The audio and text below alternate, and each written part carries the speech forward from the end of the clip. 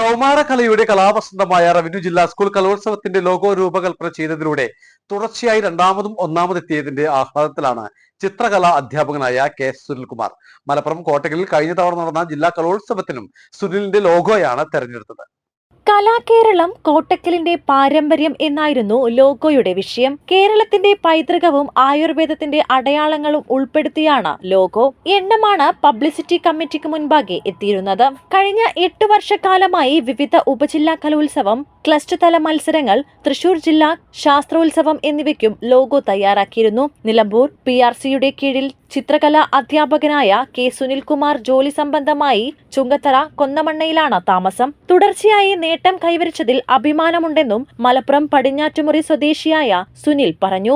35ാമത് Malappuram revenue ജില്ലാ school കലോത്സവത്തിന് തുടർച്ചയായി രണ്ടാം തവണയും Kottakkal government Rajas higher secondary സ്കൂളിൽ വേദിയൊരുങ്ങുകയാണ്.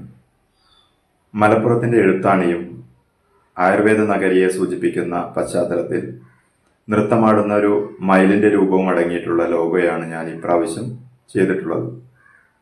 ഈ തുടർച്ചയായി 2 തവണയും കലോത്സവത്തിന് ലോഗോ തയ്യാറാക്കാൻ സാധിച്ചതിലും അത് തിരഞ്ഞെടുത്തതിലുമുള്ള അതിയായ സന്തോഷവും നന്ദിയും ഈ ഒരു അവസരത്തിൽ അറിയിക്കുന്നു.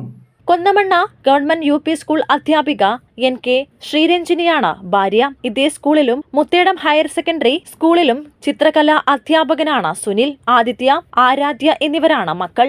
നവംബർ 26 മുതൽ 31 വരെ 5 ദിവസങ്ങളിലായി കോട്ടക്കൽ രാജാസിലും കോട്ടൂരിലുമാണ് മത്സരങ്ങൾ അരങ്ങേറുന്നത്. മലബാർ ടൈംസ്, നിലമ്പൂർ.